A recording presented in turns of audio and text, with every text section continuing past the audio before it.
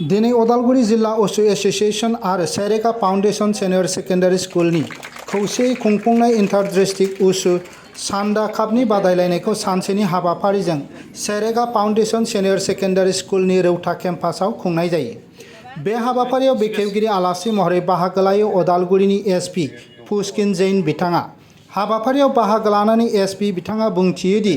गेलेनाया समाजनि मोनसे एंगार हायै बाहागो। लाइमोनफोरा गेलेनायनि गेजेरजों गाव गावनि केरियार दानो हायो। बेनि गोबां बिदिन्थि होनानै बिथाङा बादायारिफोरखौ थुलुंगा होयो। स्पोर्ट्स हमेशा से हमारे सोसाइटी का, हमारे समाज का एक इम्पोर्टेंट हिस्सा रहा है और स्पोर्ट्स में मार्शल आर्ट्स का एक हमेशा और भी इम्पोर्टेंट स्थान रहा है। कारण दो है, मार्शल आर्ट्स सिर्फ एक स्पोर्ट्स नहीं है, मार्शल आर्ट्स एक तरीका है जिससे हम अपने सोसाइटी में जो कमजोर लोग हैं उनको प्रोटेक्ट कर सकते हैं, उनकी रक्षा कर सकते हैं।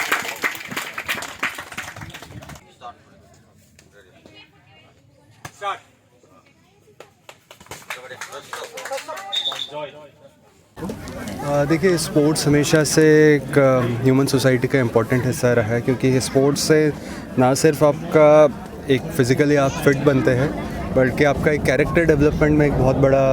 रोल प्ले करता है स्पोर्ट्स। तो आज यहाँ पे वुशु कप का जूनियर और senior category Ka second wushu संदा cup Ka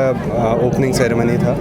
and मुझे बताया गया कि 90 स्टूडेंट्स ने पार्टिसिपेट कर रहे हैं इस गेम में, तो जो कि उदालगुरि एंड असम के लिए बहुत अच्छी बात है। इतना मैंने अभी मैचेस देखे तो बहुत अच्छा परफॉर्मेंस दे रहे हैं एंड वेरी यंग एज से राइट डायरेक्शन में अगर स्पोर्ट्स में पार्टिसिपेट करेगा तो आई एम श्योर कि उनका आगे फ्यूचर में काफ़ी अच्छा गोल्डन प्रोस्पेक्ट रहेगा।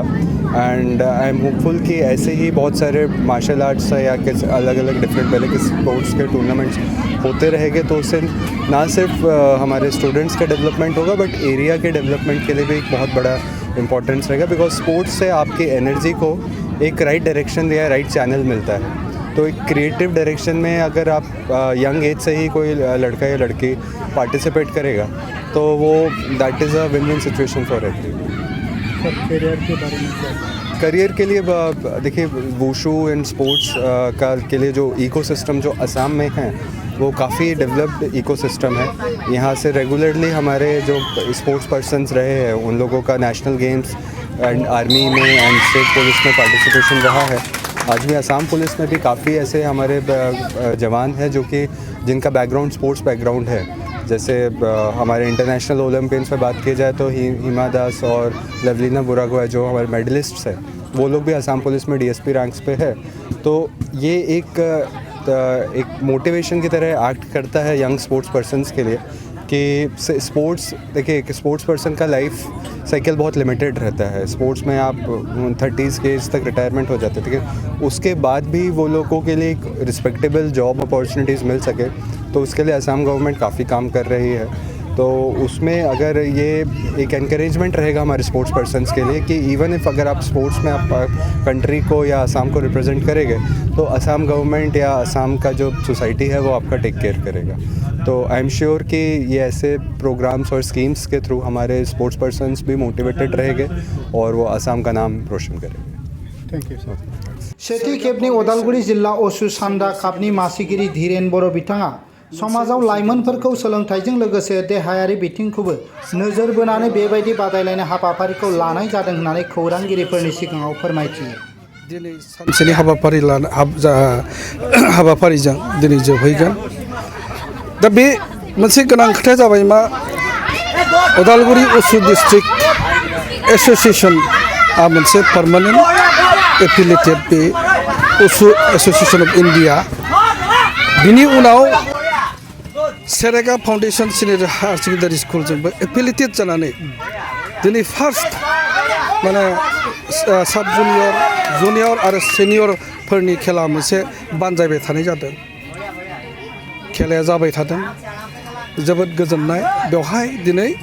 पार्टिसिपेन्ट हिसाबै उदालगुरि डिस्ट्रिक्टनि गासैबो उसु गेलेग्राफ्रा दिनै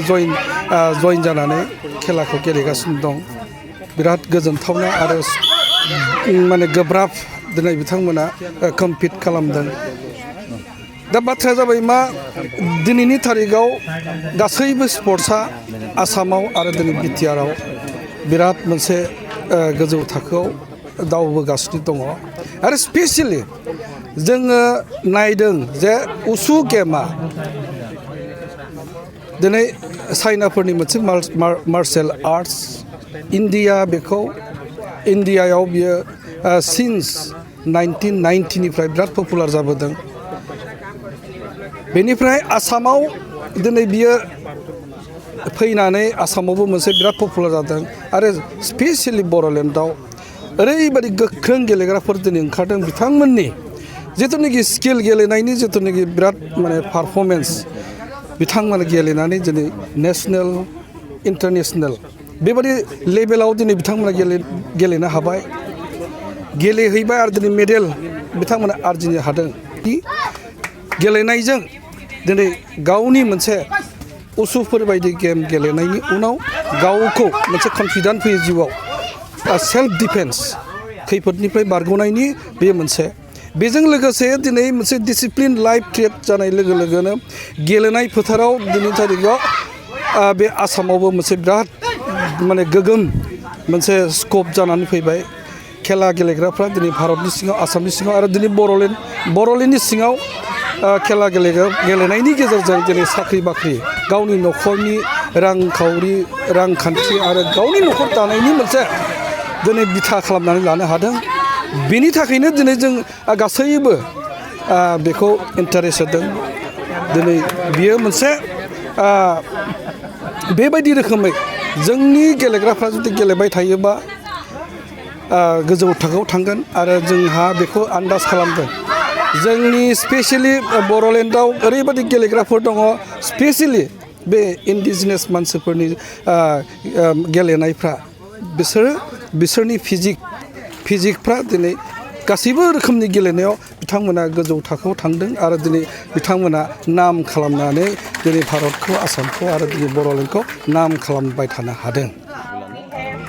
अदालगुरि जिल्ला असु एसोसिएशननि आफादगिरि जाकब बसुमतारिया जिल्लानि सिङाव गोबांथार बादायारिफोर बाहागो लानायखौ गोजोननाय फोरमायनायजों लोगोसे अदालगुरि जिल्लानिफ्राय रौतानि खोरोमदाव बसुमतारि आरो अदालगुरिनिफ्राय पद्मनि नार्जारि आरो रंगिला दैमारि बिथांमोनहा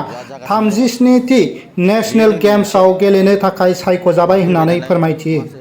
इयुनाव नेशनेल गेम्सफोराव क्वालिफाइ जानो थाखाय गोब्राब नाजानाय आरो प्रेक्टिस खालामनायनि गोनांथि दं होननानै बादायारिफोरनिसिम बिजोंनि गेजेरजों बिथाङा फोरमायथियो बे गेमखौ जों लानाय जादों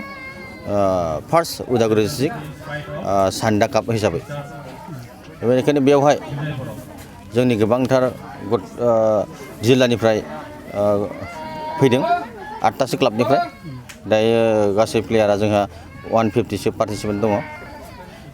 दा जोङो दिनैनि हाबाफारिया दिनै सानसेयावनो जोबगोन आरो बेनि गेजेरावनो आङो मोनसे मोजां खौरां फोरमायनो सानदों बे रौता एरियानिनो खोरोमदाव बसुमतारिया 37 नेशनेल गेम्सआव गेलेनो थाखाय क्वालिफाइड जाबाय आरो बिदि लोगोसेनो उदालगुरिनिफ्राय सानै हिन्जावसा पद्मनि नार्जारि आरो रंगिला दैमारि बिथां सानैयाबो 37 नेशनेल गेम्सआव गेलेनो थाखाय सायख'जादों क्वालिफाइड जादों आरो दायो आसाम अलिम्पिकनि आन्दाराव हुरुहाजा स्टेडियामावहाय ट्रेनिं लागासिनो दङ बेबायदिनो आं आसा खालामदों आंनि प्लेयार्सफोरा जोंनि जिल्लानि प्लेयार्सफोरा गुबुन बोसोरनि बायदि देग्लायबो मेडेल लाबोगोन फोथायदों आरो मोनसे आंनिफ्राय साजेसन जोंनि उदालगुरि जिल्लायाव गोबां स्पर्ट्स दङ गोबां रोखोमनि गेमफोर दङ नाथाय जोङो क्वालिफाइडखौ जों नुनो हायाखै बेनिखायनो आं सानो नाथाय नेक्स्ट फैबाय थानाय दिनफोराव नेक्स्ट 38 नेशनेल गेम्सआव जुदि गेलेनो थाखाय बाहागो मोनो बेनि थाखाय कचिंनि सिस्टेमखौ एसे मोजाङै खालामनानै कचिं टाइम टु टाइम कचिं लानानै फैबाय थानाय नेशनेल गेम्सआव जाहाथे क्वालिफाइड जायो बेनि थाखाय सायख'जागोननि थाखाय थांखि लानाया मोजां उदालगुरि जिल्लानि सिङावहाय रौतानि सेरेगा फाउन्डेसन सिनियर सेकेन्डारि बेवहाय जोंनि Tangla club Dimakuchi club Kalaigaon club Kusubil club Paneri club Udalguri club आरो मासबाद रौता आरो टटेल जासा जोंहा 12 जन जाज फैदों आरो लोगोसे आसामनिफ्राय आसामनि एसोसिएशननि जइन्ट सेक्रेटारियाव फैदों बेयाव हेड जाज हिसाबै खामानि मावगासिनो दं बेसेबांसो बेयावहाय पार्टिसिपेट खालामदों गासै 150सो गेलेग्राफ्रा बेयाव बाहागो लागासिनो दं